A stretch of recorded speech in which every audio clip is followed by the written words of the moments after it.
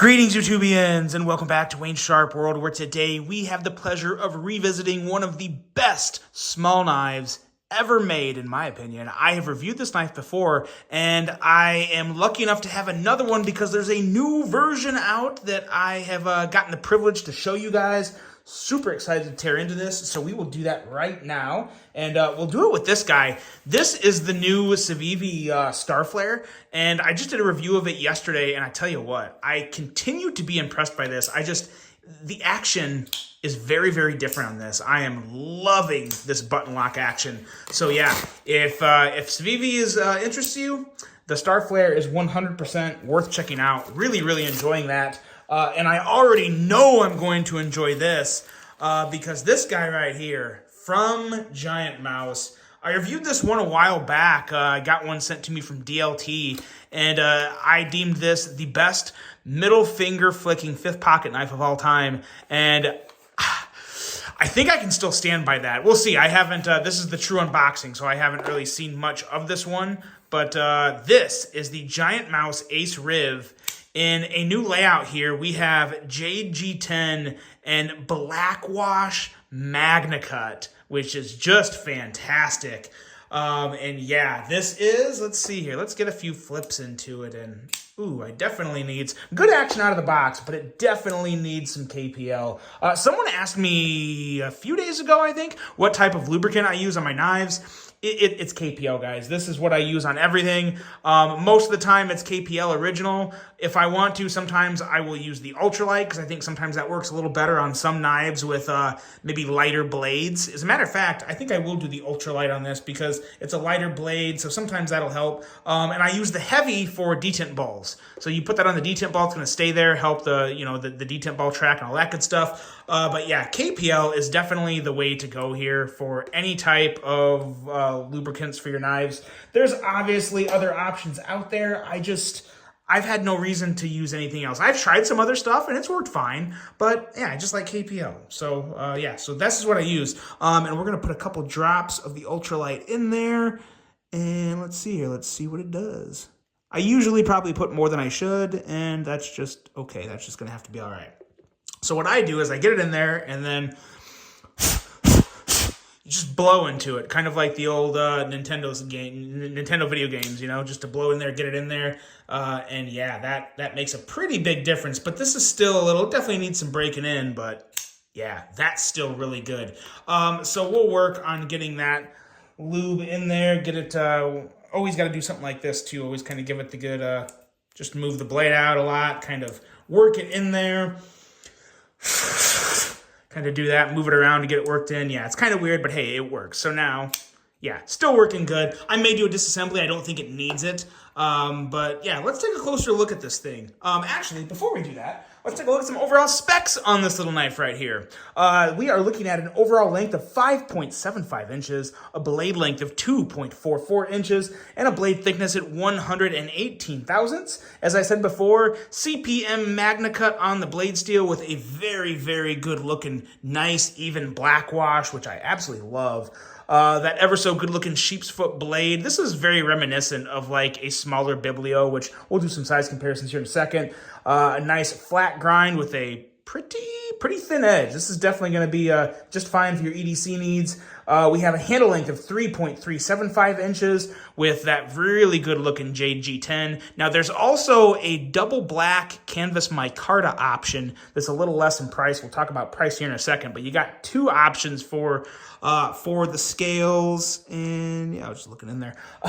We have a user of a right or left hand tip up carry with that nice deep carry wire clip, and as you can see, they did a really nice black coating on all the hardware too, which I really love that. So it just works so well with the black wash blade. I like how they did a full even black coating on the hardware clip backspacer, and then did a black wash on the blade. Everything still looks good, and I definitely prefer the black wash on the blade. I just think that looks a lot better, and it'll look a lot better as you start to use the knife. It'll help hide scratches a little better. 2.5 ounces on the weight for this guy, so nice and light. Designed by, you guys probably know already, Vox and Onso. They're the creative minds behind all of the Giant Mouse designs. And the price on this guy is, don't want to do that. The price on this guy is $215. But like I said, there is that double black canvas micarta option. And that one's going to run you $195, so 20 bucks less on that one. But yeah, this is everything I remember from this knife. Let's do some size comparisons and see how it stacks up with some other giant mouse knives that probably everyone thinks of first and foremost, the Biblio, or in this case, we'll use the Biblio XL. Because the Biblio XL is forever in my heart as one of my favorite knives of all time at this point. I love it. Absolutely love it. And I also really, really love this guy right here. This is the Ace. They need to put the names on the knives. Well, I'm sure I'll think of it here in a second. But anyway, another giant mouse knife that measures up very well to the Ace Biblio, or the Biblio XL. But as you can see, the Riv is just a small knife. It is a very small knife. Do I have any other small knives close by to compare it to? I really don't have anything that small within arm's reach, but I think that pretty much tells you right there just about what size it is, and it is a really nice small fifth pocket size. It kind of teeters. It really does teeter right on that fine line of, is it fifth pocket? Is it not fifth pocket? Actually, here's another good little comparison for it. Here's the SBR, which is not a fifth pocket knife, but it is a smaller knife. And I think that helps a lot better in terms of getting a true feel for the size of it. I gotta have something else here. What else do I have? Here we go. Simple, sweet, to the point. The Civivi Elementum, that also works as well too. Obviously longer, but as you can see, there you go. That should size it up a little better for everybody. Okay, we're done with size comparisons. Size comparisons was a bit of a shit show today. I wasn't prepared. But this knife is just fantastic.